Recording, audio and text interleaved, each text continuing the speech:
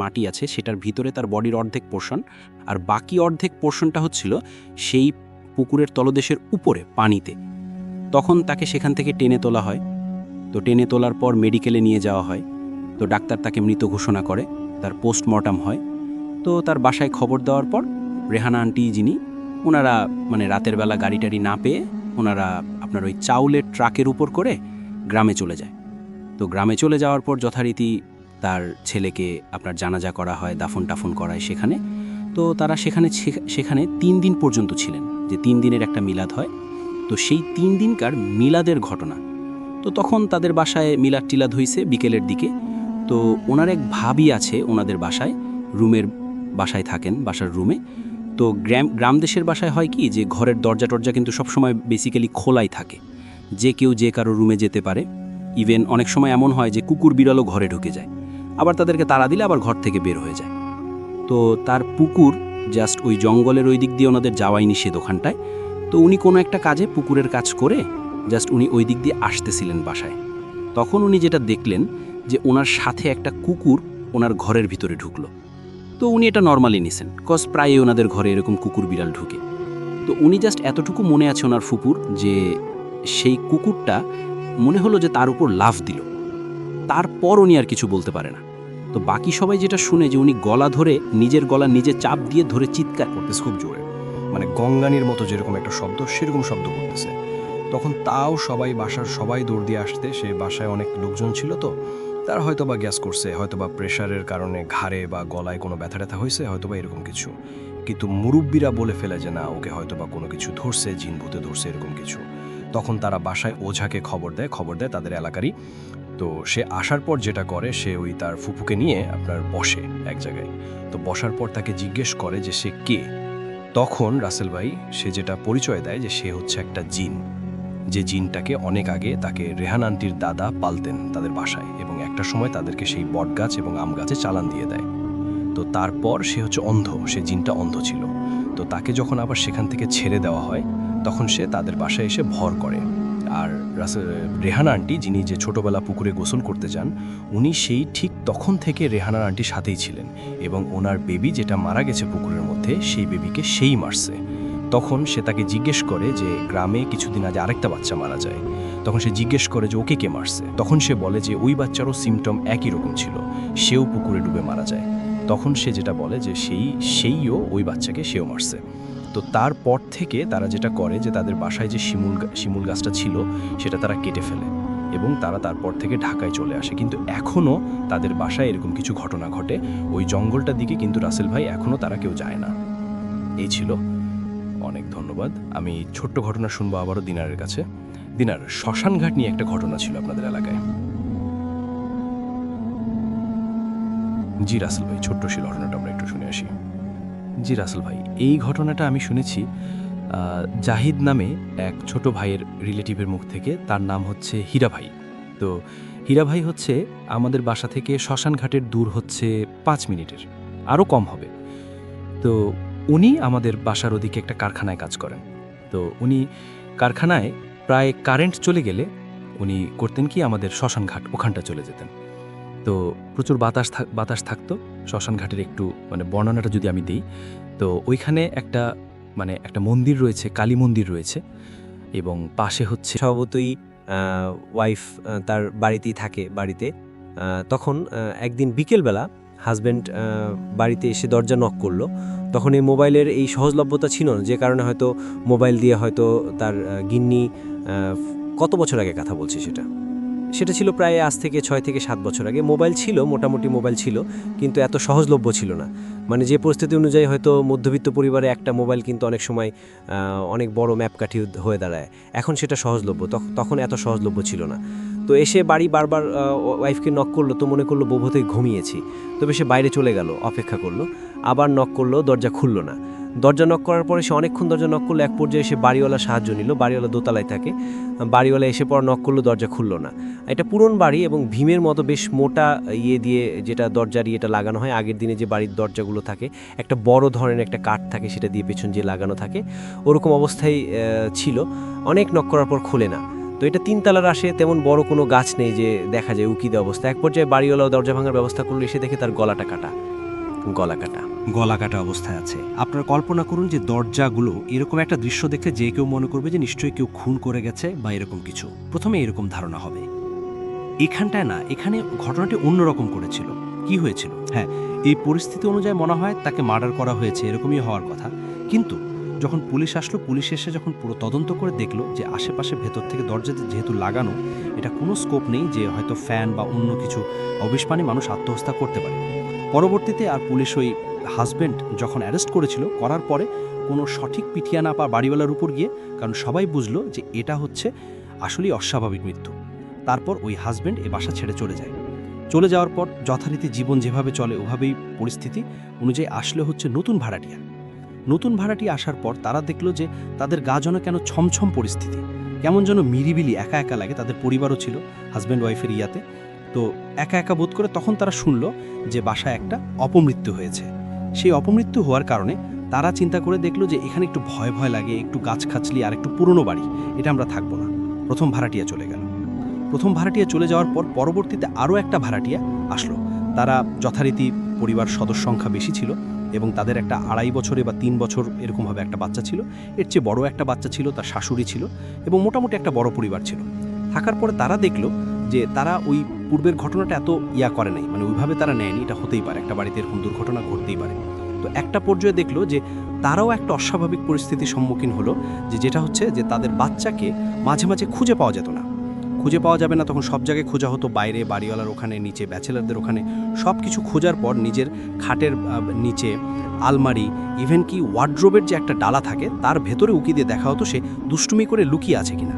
না, দেখা যেত না, সেখানেও তাকে পাওয়া যাচ্ছে। পরের ভাড়াটিয়ার কথা আমরা বলছি, হ্যাঁ, দ্বিতীয় ভাড়াটিয়ার কথা আমরা বলছি, বা দ্বিতীয় হওয়ার পর তখন তারা দেখলো যে হঠাৎ করে দেখি যে সে বাচ্চাটা সুন্দরভাবে খাটের নিচে বালিশ নিয়ে ঘুমিয়ে আছে। তারা এতক্ষণ খোঁজা হওয়ার পর, এতক্ষণ ওই যেখানে জায়গাগুলো নিশ্চয়ই খুঁজেছে, মানে খাটের নিচেও খুঁজেছে, তখন ছিল না। এই অস্বাভাবিক এটা তারা ভেবে নিল যে হয়তো তাদের মনের ভুলে হয়তো নিচে খোঁজা হয়নি, কিন্তু তারা সবাই খুঁজেছে, তারা কনফিডেন্ট ছিল। এই ঘটনা কয়েকদিন পর আবার দেখা গেল এই শিশুটাকে পাওয়া যাচ্ছে না। সেটা আচ্ছা, সে একই পদ্ধতি, এবার তো তন্ন করে পুরো এলাকায়, পুরো বাসা, সব জায়গায় খোঁজা হলো, কারণ বাসার চলে যাবে তার কোনো স্কোপ নেই। বাথরুম ধরে ধরে সব ছোট বাবুকে তারা হন্যরে খুঁজলো। তারপর তাকে আবার পাওয়া গেল, যদিও এখানে একবার খোঁজা হয়েছিল। ওয়ার্ড্রোবে যে ডানাটা থাকে, যার ভিতরে হ্যাঙ্গারে শুরু করে সে ঘুমিয়ে আছে, স্কুল যায়নি এই অবস্থায়, 2.5 বছর বা 3 বছর হবে, সে কিছুই বলতে পারে না, ঘুমতো অবস্থায় তাকে পাওয়া গেল। তখন তার যারা সিদ্ধান্ত নিল এই বাড়িটা তারা থাকবে না, বাড়িওয়ালাকে বলে এই বাড়িটা সাদা রঙের এবং স্কিনটা হলো ঘন কৃষ্ণবর্ণের, এবং এটা দেখে চিৎকার করে ওঠেন আম্মা। তোর আব্রা উঠে যান, উঠে বলে কি হয়েছে, এবং উঠে বলে যে ওখানে জানলার কাছে কি বসা। তো উনি উঠেন, উঠে যে ঘরের বাতি জ্বালান, বের করে দেখে কিছুই নাই, ঘরের ভিতরে কিছুই নাই। তবে ঘরের মধ্যে একটা কটু গন্ধ, যেমন খড় বা কিছু পোড়ালে যেরকম একটা গন্ধ হয়, পোড়া গন্ধ, একটা গন্ধ, খড় পড়া। তো জয়ের আব্বা বেশ সেটা নিয়ে বলে, দেখো বাসা তো পুরানো হতে পারে, তুমি হয়তো আলো আধারি দেখছো, বিড়াল যেতে পারে। বলে না, আমি দেখছি এখানে এরকম কিছু ছিল। এরকম বলে, আচ্ছা ঠিক আছে, তুমি আবার ঘুমাও। এবং মানে উনি তারপর অনেক রাত্রেবেলা ঘুমায় যায়। কিন্তু এর পরবর্তী রাতগুলোতে সবসময় জয়ের আম্মা কমপ্লেন করে আব্বাকে যে ওনার কাছে মনে হয় ঘরের মধ্যে কিছু একটা হাঁটে, পা টিপে টিপে হাঁটে, এবং এই শব্দ পাননি। এবং ওই হাঁটার সময়টাতে রাসেল ভাই রুমের মধ্যে একটা মানে খড় পোড়া একটা গন্ধ আর কি পুরা ঘরের মধ্যে ছড়ায় যায়, পুরা ঘরটার ভেতরে। এবং এটা নিয়ে মানে বেশ টেনশনে থাকেন। এবং জয় ওরা হচ্ছে ফ্যামিলিগতভাবে আর কি হিন্দু ফ্যামিলি, তো ওরা মানে চিন্তা করে যে আমরা এখানে কিছু আমাদের পূজা মানে কিছু প্রার্থনা ওদের আছে, সেগুলো করলে মনে হয় ভালো হয়। তো একজন ওর পরিচিত ওনাদের একজন সাধু টাইপের আছেন আর কি, মানে পুরোহিত টাইপের, তাকে নিয়ে আসেন বাসায়। আব্বা বলেন যে দেখেন আমাদের বাসায় এরকম এসছি, বাসাটা উঠছি বাসাটায়, এবং আমার ওয়াইফ ভয় পায়, প্রত্যেক দিনই হয়, রাতেই ভয় পায়, মনে হয় কেউ যেন হাঁটে এবং কেউ জানি। আর এবং ওনাদের বিশ্বাস অনুযায়ী যে ওখানে কোনো অশুভ আত্মা বাস করে, এটা মানে তাদের ভিতরে একটা ধারণা আছে। তো পুরোহিত বলে, আচ্ছা তাহলে তোমরা এক কাজ করো, তোমরা চলে যাও, ঘর থেকে কোথাও ঘুরে আসো, আমি দেখি। এ বলে পুরোহিত একাও বাসায় থেকে যায়। এবং দেখা যাচ্ছে ওদেরকে যে সময় আসতে বলতে সন্ধ্যার সময়, তো ওরা যখন আসে দেখে ধূপের গন্ধ, সারা বাড়িতে ধূপের গন্ধ, ধূপে ধোয়া হয়ে আছে। আসে সে পুরোহিত ঝিম, তার চোখ দুটো লাল। সে বলতে থাকে যে দেখো তোমরা তো আছোই, বাসায় থাকতো, তবে এখানে তোমরা কিছু জিনিসপত্র মেনে চলবা। বাসায় যে থাকতো সে কোনো একটা মানে রিচুয়াল করতো বা পূজা পার্বণ করতো, যেটা হয়তো তোমরা কন্টিনিউ করতে পারো না, তোমাদের পর্যায়েও পড়ে না, এটা করতে হলে ব্রাহ্মণ হওয়া লাগবে। তোমরা ব্রাহ্মণ না, এবং তোমরা ওখানে এই জন্যই সমস্যাটা হচ্ছে তোমাদের, যেহেতু তোমরা ব্রাহ্মণ না, তোমরা ওই রিচুয়ালটা করতে পারবা না, তোমরা এখানে থাকো। কিন্তু এই যে তোমাদেরকে যে মালিক বলেছিল বাসার পিছনে যাবা না, অবশ্যই তোমরা পিছনে যাবা না। এবং এই কথাটা শোনার পরে এখন জয়ের আম্মা কিন্তু বাসার পিছনে যাওয়ার ব্যাপারটা সম্বন্ধে জানতো না। এটা হচ্ছে জয়ের আব্বার বলা। আর যেটা হয়, কথাগুলো শুনে ওনারা একটু টেনশনে পড়ে যে কিসে পড়লাম। ওনাদের আবার এই বিলিফ সিস্টেমের মধ্যে কিছু ব্যাপার আছে যে ব্রাহ্মণ হচ্ছে একটা শুদ্ধ, মানে তাদের ব্যাপার আছে, অনেক কিছু আছে যেটা নাকি অনেকে করতে পারে না, এরকম ব্যাপার। যাই হোক, তো থেকে যায়। তো দিনের বেলায় বাইরে গিয়েছে জয়ের আব্বা জয়ের আম্মাটি, তখন সন্ধ্যা চলে আসতেছে, বিকাল হয়েছে। এই সময় উনি সব দরজা দিয়ে আসলে ওই জায়গাটা, ওই দরজা দিয়ে খুট শব্দ হচ্ছে। তো উনি করে কি, ওই শব্দ হচ্ছে, এখানে কি আবার, এখানে আমাকে যেহেতু মানা করছে, তো উনি ভয়ে এবং এবং দিনের আলো যেহেতু আছে, উনি করে কি, দরজাটা খুলে ফেলে। ওখানে শেকল ছিল, শেকল দিয়ে আটকা ছিল, তালা মারে না। আচ্ছা। তালটা খুলে ফেলে, দেখে রুমের মধ্যে আস্তে করে আলো, মানে হালকা আলো ঢোকে, এমন একটা ব্যবসা গন্ধ নাকে আসে। এবং উনি যখন রুমে ঢোকে তখন দেখেও যে আপনার এই খড় পোড়া গন্ধটা প্রকটভাবে ওনার নাকে আসে, এবং উনি ঢোকার পাও গিয়েছিল বেহুলা অবস্থায়। তো উনি যেটা বলেছে, হুশ করে আবার সেটা বলে উনি সবাইকে, যে উনি নাকি রুমের ভিতরে ঢোকার পরে যেটা দেখছিল, ছোট বেদি আছে, সে মানে জীবন্ত মানুষের মতো, এবং তার চোখ বড় বড় করে তাকাচ্ছিল তার দিকে, মানে খুব উচ্চ দৃষ্টিতে আর কি, রাগের দৃষ্টিতে। এবং এটা দেখে সে প্রচণ্ড মানে ভয় পেয়ে সে মানে সেন্সলেস হয়ে যায়। যাই হোক, এটা ওনাকে ওই জয়ের আব্বা যখন বাসায় আসে, তার ওয়াইফকে সে পায় ওখানে গেটে খোলা অবস্থায় পায়, ওখানে পড়ে থাকা অবস্থায়। তো সে তাড়াতাড়ি উঠায় সে দেখে যে ওখানে একটা মূর্তি আছে, একটা ছোট বেদি আছে, বেদির উপর একটা মূর্তি, একটা কালী মূর্তি, বাট ইটস নট অ্যাকচুয়ালি তখনকার সময়কার কোনো একটা কয়েন ছিল আর কি, এটাও মনে এটাকে মানি বলতে পারি আমরা, ঠিক আছে। তো সেই সময়কার যখন এই ঘটনাটা ঘটে, এবং সে যেটা করে যে দেখার পরে তার বেশ জিনিসটা আমার অবাক লাগে যে উপর থেকে কে এরকম কয়েন ফেলতেছে। সে মনে করে যে এটা কোনো একটা গুপ্তধন হবে, যেটা পেয়ে গেছে, গিফট হিসেবে পেয়েছে হয়তো বা কোনো একভাবে। সে যেটা করে যে তার মধ্যে লোভ জন্ম নেয়, এবং সে যেটা করে যে ওই কয়েনগুলোকে সে পকেটে পুরে নেয় এবং সেটা নিয়ে বাসায় চলে যায়। আচ্ছা, আর এখানে রাসেল ভাই আমি একটা কথা বলবো যে এই বটগাছটাতে কিন্তু আরও অনেক জিনিসের কথা প্রচলিত। মানুষ অনেক সময় এখান থেকে ক্রস করার সময় দেখে যে ফাঁসির যে দড়িটা সেটা জ্বলতেছে।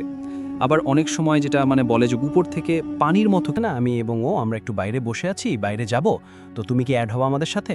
বলছে যে না, আমি ঘুমাচ্ছি। তো আমি বললাম ঠিক আছে, ওকে, জাস্ট কন্টিনিউয়াসলি। তো আমরা কি করলাম, আমরা তখন রুম থেকে বের হয়ে আসলাম। ও তো রুমে যাবেই না, আমি ওকে নিয়ে বাইরে আসলাম। বাইরে এসে আমরা জাস্ট একটু স্মোক করলাম। দেন কিছুক্ষণ পরে আমি বললাম যে চলো তুমি তোমার রুমে যাও, আমি রুমে চলে যাই, কারণ আমরা জার্নি করে আসছি, আমাদের ঘুমাইতে হবে। তো বলছে যে ভাইয়া আমি আপনার সাথে ঘুমাবো। আমি বললাম যে দেখো এটা সিঙ্গেল রুম, সিঙ্গেল বেডে কীভাবে সম্ভব? তো বলছে যে না ভাইয়া, আমি দরকার হলে এমনিতেই শোবো, তবু আমি আপনার সাথে থাকবো, আমি আমার রুমে ব্যাক করতে পারবো না। তো ওর ভয়ের সিচুয়েশন দেখে আমি বললাম ঠিক আছে, okay, I am gonna manage it, no problem. তো আমরা রুমে ব্যাক করলাম। আমরা যখন বাইরে থেকে যখন আমরা রুমে ব্যাক করতেছি, তখন গভীর রাত 2টা-2:30 এরকম হয়ে গেছে। তো আমরা যখন ঠিক ওই করিডোর দিয়ে হেঁটে আসতেছি, আমরা বুঝতে পারতেছি যে আশেপাশে যে আমরা রুমগুলো ক্রস করতেছি, সেই রুমগুলো থেকে আমরা অনেক আওয়াজ শুনতে পারতেছি। আর এত রাত্রে এরকম কোলাহল প্রতিটা রুমের ভিতরে, এটা ইম্পসিবল।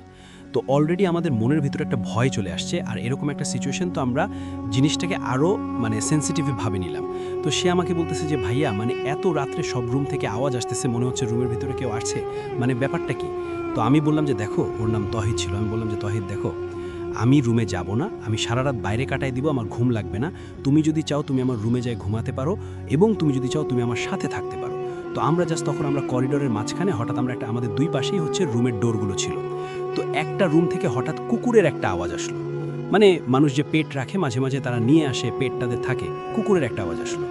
তো আমি জাস্ট সারপ্রাইজ, বিকজ আমাদেরকে যখন চেক ইন করা হয়েছে তখন আমাদেরকে বলা হয়েছে, আমাদের একটা শিট দেওয়া হয়েছে, যেখানে বলা হয়েছে যে আপনারা চেক ইন করার পরে আপনাদের কোনো পেটস এখানে আনতে পারবেন না, এবং যদি আপনারা পেটস আনেন আপনাদেরকে $500 জরিমানা করা হবে। ইট ওয়াজ ইম্পসিবল। তো আমি তখন সিচুয়েশনটাকে ডিসকভার করে আমি বললাম যে আমি এখানে আর থাকবো না, আমরা চলে যাব। জাস্ট আমি ম্যাক্সকে কল দিলাম, সে আমার কল রিসিভ করতেছে না, আর আমাদের 3rd ফ্লোরে যাওয়ার মতো শক্তিও নাই। তো আমরা কি করলাম, আমরা জাস্ট বাইরে চলে আসলাম। আমরা বাইরে বসে আছি, আমি গুগল ম্যাপসে আমি সার্চ করলাম যে আশেপাশে কোনো মোটেল আছে কিনা, এবং আশেপাশে যে মোটেলটাগুলো আছে সেগুলো অনেক দূরে, আর আমরা যে মোটেলে আছি সেটা যে আমি বলছি গালফ অফ মেক্সিকো, এটা ঠিকই ব্রিজের সাথেই, অনেক কাছেই। আর তো আমার অন্য কোনো মোটেলে যাওয়া সম্ভব ছিল না ওই মুহূর্তে, রাত্রেবেলা। তো আমি বাইরে বসে আছি। তো এই মুহূর্তে ঠিক কিছুক্ষণ পরে ম্যাক্স আমাকে ফোন দেয়। ম্যাক্স আমাকে ফোন দিয়ে সে খুব ভয়ের একটা কণ্ঠে আমাকে সে বলে যে তুমি কোথায়? আমি নিচে দাঁড়ায় আছি। আমি বললাম যে আমি তো নিচে দাঁড়াই, তুমি কোথায়? আমি তো গ্রাউন্ড দ্বারা তোমার রুমের সামনে, তোমার রুমে। আমি বললাম যে আমি বাইরে চলে আসছি, কি আমার কাছে আছে? তো সে বলল যে as soon as possible we have to leave this motel as soon as possible. তো আমি বললাম যে কি ব্যাপার, আমার তো ট্রিপ শুরুই হয়নি, এখানে শেষ করবো কিভাবে? কারণ আশেপাশে কোনো মোটেল নাই, অলরেডি আই সার্চড। সে আমাকে বলে যে আমি কোনো কথা শুনতে চাই না, কোনো কথা বলবো না, আমি এখন জাস্ট তুমি কোথায় আমাকে বলো। আমি বললাম যে আমি সুইমিং পুলের পাশে দাঁড়ায় আছি, মোটেলের ঠিক পিছনের দিকে, তুমি চলে আসো। সে আমার যে পাশে এক্সিট ডোর ছিল, আমার রুমের পাশে, সে এক্সিট ডোর দিয়ে সে চলে এসে আমাকে বলল যে লাগেজ। আমি তাকে অনেক কিছু কোয়েশ্চেন করার চেষ্টা করতেছি, কিন্তু সে আমাকে কোনোভাবে উত্তর দেয় না। সে প্রচুর ভয়ভীত অবস্থায় আছে। আর আমি বলে রাখি, সে একজন হোয়াইট ছেলে, এবং আমেরিকানদের সাধারণত এতটা ভয় পাওয়া মানে এক্সট্রিম পর্যায়ে চলে গেছে। কোনো কিছু সে এমন কিছু দেখছে বা কোনো কিছু এক্সপিরিয়েন্স করছে যে সেটা বলতে চাচ্ছে না। আর মানে সে আমাকে ওই মুহূর্তে সে আমাকে বলছে we have to leave this space. So আমরা তিনজন একসাথে সবার রুমে এক এক করে যে তিনজন একসাথে আমাদের যেটা ছিল লাগেজ প্যাকেজ নিয়ে আমরা চলে আসি। এবং ওর সময় চেক ইন অফ ছিল, check in check out off ছিল, কারণ রিসেপশন তখন খোলা নেই, ছোট একটা মোটেল ছিল। সো আমরা কী করলাম, জাস্ট আমাদের রুমের ইলেকট্রনিক কিগুলো প্যাক করে ওখানে পিছনে রেখে জাস্ট নোট রেখে গেলাম যে we are living, emergency problems. তো এই মুহূর্তে আমরা লিভ কীভাবে করবো, আমরা একটা পাশে একটা সিটি ছিল যেটাকে বলা হয় বন্টন বিচ। তো সেখান থেকে আমরা ট্যাক্সি কল করলাম, সেটা একটা বড় সিটি ছিল, সেখানে ট্যাক্সি কল করলাম। ওখান থেকে প্রায় 20 মিনিট লাগে ট্যাক্সিতে আসতে। আসার পরে আমরা ট্যাক্সিতে আমরা ডিরেক্টলি বলি যে না, আমি তো দরজাটা ধরতেই পারি না, মানে সুইচ বোর্ডটা, লাইটের সুইচ বোর্ডটা। জাস্ট আমি জ্বালাবো লাইট, ওই সময় ঘটনাটা ঘটে যায় এবং ভিতর থেকে ধাম করে দরজাটা লকড হয় এবং ভিতর থেকে লকড হয়ে যায়। তো আমি খুব অবাক হই, আমি কয়েক সেকেন্ড আসলে মানে আমার মানে এরকম কখনো ঘটে নাই আমার সাথে। তো পাশের রুম থেকে আমার ওয়াইফ, আমার মেয়ে শব্দ পায় এবং রান্নাঘরে কাজের মেয়ে কাজ করতেছিল। আমার ওয়াইফ মনে করে ঘটনা সবথেকে আপনাদের মাঝে ভালো লাগে অবশ্যই কমেন্ট বক্সে জানিয়ে দেবেন। আমি পরবর্তী প্রতি এপিসোডে ঠিক সেই ধরনের ঘটনায় দেওয়ার জন্য চেষ্টা করব। আপনারা চাইলে এই চ্যানেলে ঘুরে আসতে পারেন। এই চ্যানেলে অসংখ্য এপিসোড পাবলিশ করা আছে, যা শুধুমাত্র বাছাইকৃত ভয়ানক ঘটনা। ভূতপ্রেমের যত ভয়ানক ঘটনা আছে প্রত্যেকটি ঘটনাই আপনারা এই চ্যানেলের মধ্যে শুনতে পারবেন। তো পিলে চ্যানেল আজকের মিউজিক জন্য বিদায় নিচ্ছি। আল্লাহ হাফেজ। মিউজিক। আসসালামু আলাইকুম প্রিয় লিসেনার্স, আশা করছি আপনারা সবাই ভালো আছেন এবং ভালোর সাথেই আছেন। বরাবরের মতো চলে আসলাম আরও একটি নতুন এপিসোডে। আশা করছি সম্পূর্ণ মিউজিক এপিসোড জুড়ে আপনারা আমাদের সাথেই থাকবেন। গল্পটি আর্তনাদ করে কিছু একটা বলছে আর কান্না করছে। কান্নার শব্দটা ধীরে ধীরে তার কাছে আসতে শুরু করল। সেটা কোনো কান্না নয়, দীর্ঘশ্বাসের মতো এক চাপা হাহাকার। অয়নের শরীর একদম জমে গেল। সে তার কাপা হাতে মোমবাতিটা নিয়ে দরজার দিকে একটুখানি এগিয়ে গেল। যেন কোনো কিছুর আভাস পেল অয়ন। দরজার সামান্য ভাগ করে সে যা দেখল তাতে তার স্পন্দন প্রায় থেমে যাওয়ার উপক্রম। লম্বা অন্ধকার করিডোরের শেষ প্রান্তে দাঁড়িয়ে আছে একটা আবসা মূর্তি। শেষ বাসনা এক নারী, তার মুখ লম্বা ভেজা চুল ঢাকানো, কিন্তু তার শরীর থেকে আসছে এক অদ্ভুত রকমের নীলচোত্থে হাওয়া। সে শূন্য ভেসে আসছে, ধীরে ধীরে নিঃশব্দে অয়নের ঘরের দিকে এগিয়ে আসছে সেই মূর্তিটি। অয়ন দ্রুত দূর দরজা বদ্ধ করে দিল। কাঠের মেঝেতে তার পায়ের আওয়াজ শোনা যাচ্ছে না, কিন্তু সে বুঝতে পারছিল সেই নারী তার দরজার খুব কাছে চলে এসেছে। হঠাৎ করে তার ঘরের লাইটটা অফ করে দিয়ে চুপ করে বসে রইল এক কোণায়, এবং এতটা ভয় পেয়ে গেছে সে অজ্ঞান হয়ে পড়ে রইল সেখানেই। পরের দিন সকালে যখন সূর্যের আলো বের হলো, রাতে যা হয়েছে তা তো কোনোভাবেই বুঝতে পারতেছে না কেউ, কিন্তু হঠাৎ করে যখন বৃষ্টির পানি গড়িয়ে অয়নের মুখের উপর পড়ল, তখন আসলে অয়নের ঘুম ভেঙে যায়। এবং ঘুম থেকে উঠে আসলে অয়ন কোনো কিছু চিন্তা করতে পারতেছে না বা কিছু বুঝতে পারতেছে না। তো একটা সময় সে আসলে রাতের বেলা যেগুলা দেখেছে সেগুলা রিয়েলাইজ করার পর সিদ্ধান্ত নেয় যে আসলে এই বাড়িতে। গল্পটি ভালো লেগে থাকলে তাহলে কিন্তু অবশ্যই আপনাদের ভালো লাগার মন্তব্যটি করে যাবেন আমাদের ভিডিও কমেন্ট বক্সে, আর আপনাদের বন্ধুদের মাঝে শেয়ার করতে পারেন।